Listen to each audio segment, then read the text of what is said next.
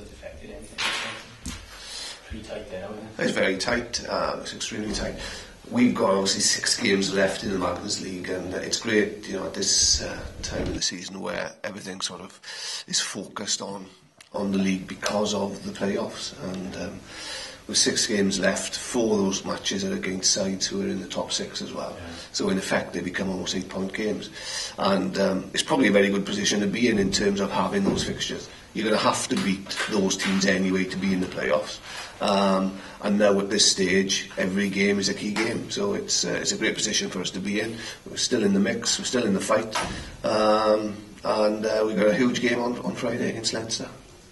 Do you think you're going to have weekends where you're going to be in the top? It's going to be for the rest of it in the top 4 and the top 4 way. It's going to pan out. It could well be, as I say, because we've got 4 the top 6 teams. If we win or lose, we're going to drop in or out of that top 4 quite easily. But we've looked at the run-in. This is coming at an end of a block of games that we probably haven't done as well as we'd have wanted to have done. A bit disappointed with the loss against Ulster. We could have got a little bit more out of the game in Connacht as well. But I haven't been overly disappointed with the overall performance. Obviously, a line-up was an issue in the Ulster game, and if we'd have sorted that out, we would have won the game quite comfortably. We didn't. But for the boys to bounce back from that and to, particularly for our line-up to function so well, winning without the ball on Thursday, was a huge achievement by the players themselves to be able to do that. Under a lot of pressure, and they needed to be under pressure because we were under pressure as a side, and I wanted them to feel a little bit of pressure, and they reacted very well to it. We'll have a little break after this. So I've seen it come that being sort of one last week, we had a couple of weeks off. It'll be hugely significant, but we need to sign off on a positive as well. So, as much as we're looking forward to the break, we're genuinely looking forward to the encounter as well on Friday, because we haven't done particularly well against Leinster over the last 3 or 4 seasons, although I thought we should have probably beaten them out here. Ended up in a draw. They've got an extremely good home record, it goes without saying. But having said that, I'm very comfortable with the team that we've been able to assemble for this game. Nice mixture of experience and a lot of talent in there. And they're going to be without quite a few key players themselves. So from our point of view, we're going there to win a game of rugby. It's a good opportunity. Never easy, and their record shows that. And we'll have to be right on top of our game. But if our set piece functions well, then I think it'll be a very competitive match. Good time to play them. Probably, and I think when you look at how the fixtures pan out at the start of the season, you look at this period, and it does become quite a significant period in terms of how things eventually turn out. There are a couple of teams that you don't want to play during this time, and there are probably a couple that you do. Connacht are probably one side that don't lose many players around this period. Ulster have got a fair backbone of overseas players now that support them during this period. But Leinster have got a lot of players who will be away. Who are they back, Nigel? 4 players are coming back. Tavis, Priestland, Josh and Rob. Was there any chance of having John back? No. Not fit or interested? As far as I'm aware, they just haven't released him, so I don't know whether it's a fitness issue or otherwise. Sean took a bang to his ribs on Sunday. It'd be very difficult for him to play. So we won't be considering Sean this weekend.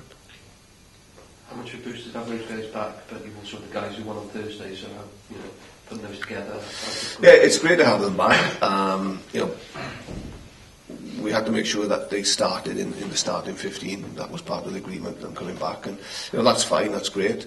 But it's a bit unfortunate for some players because some players played particularly well on the weekend and probably deserved a second chance. But the fact that we've got them back is good. The fact that there's real competition for those places. We've got players in the Welsh squad coming back who can't be guaranteed of their places in the first place. Shows the strength of depth that we're starting to create now. Too soon for David Lyons? Yes, unfortunately. Yeah, but you've kept the next couple of games after that. Yeah. He came to everything alright, and obviously he was on 3 months. Yeah, he was good. He was a little bit rusty in terms of his conditioning, so he said. He was an exceptional athlete, but maybe compared to his standards. Yeah. not an ideal night, and that's one of the disappointments, I suppose, in the last 3 games we've played. They haven't been sort of ideal conditions, but we've had to learn to deal with that, and we've got to be able to deal with that in our climate.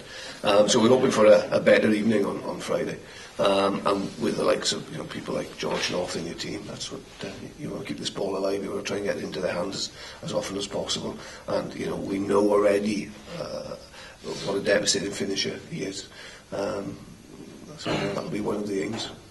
Morgan Stallard, he's not back this week, but 2 tries in 3 games. How do you think he's gone? Yeah, he's going well. I think he's learning the ropes at international level. That the margins for error are a lot finer than at regional or any other level. He's made a few mistakes, but you expect that. But I think his contribution has been far more positive than anything else. And with the likes of George Walton, will help any sort of coming back on the fringes. He'll do well to keep that place. Well, he knows he's under pressure, I think, and as I say, at regional level, it's so important that you've got that type of competition for places. Otherwise, players aren't spurred on to give their best, and I think Stouts knows that. I thought he gave a very good account of himself on Saturday, and he's probably done enough to hold on to the shirt. But there'll be, I'm sure George and Lee will be playing this weekend, trying to oust him in their performances for their regions. They're likely to have Johnny Sexton back at 10. Obviously he's probably got a point to prove with Ireland as well. Him against Reece will be a nice duo. That'll be a real good encounter. Reece again trained today. He's looking extremely sharp, very confident, really on top of his game at the moment. So that'll be a real interesting contest. And Reece is disappointed really now at national level not to get any more opportunities than he's already had. And that's what you want your players to be. You've had this reputation in the past, instead of having obviously the backs and perhaps not having it up front. Have they developed into a team now that almost all around? I think they probably achieved that a couple of seasons ago. With their pack, it's as formidable as any. So that they are, that's why they've won the Heineken Cup in the last couple of seasons. They are a very formidable team. They've got a lot of belief, and they physically they look to dominate sides, and the contact area is always a big area, particularly when you play the Irish side. But that's the challenge for us, we've got to go there believing what we are, believing what we've achieved as well so far this season, realising that we've put ourselves in with a shout of finishing the playoffs, and this is probably a very important game in us achieving that. Set yourselves targets nicely in terms of how many wins you're going to need to do classic. Well, I've had, believe it or not, I've had clear targets in terms of every game this year, what I expected to get out of those games, and that's what I refer to from time to time. It's not something that we talk publicly about. It's something that just. But in terms of overall points and where we are right now, we're on target. We estimate we'll need about 62 points to get into the playoffs. So we're just about on target at the moment. 3 home games, 3 away games, 46. So that can give you some indication of what we need to do. There's been a lot of debate when the playoffs first came in, but in terms of what it's offering sides now, because Munster would probably literally almost wrapped it up by now if there wasn't playoffs. Possibly, but they've got to play a lot of the top 6 teams as well, who are desperate for wins to get into there. So things can change very quickly. And but yes, I think the playoffs have been huge for the league. And as I say, it really brings the whole season into focus now in this last period in particular. Obviously the Six Nations has taken precedent over the last month or so, but when they finish, I think all eyes will be back on the Magners League, and the dust will have settled a little bit by then after this round of games as well, and it'll be a very intense run-in. And from our point of view, we've got Munster to come here, we've got the Blues to come here, 2 potential massive games for us at home, which is brilliant to have in the run into the end of the season.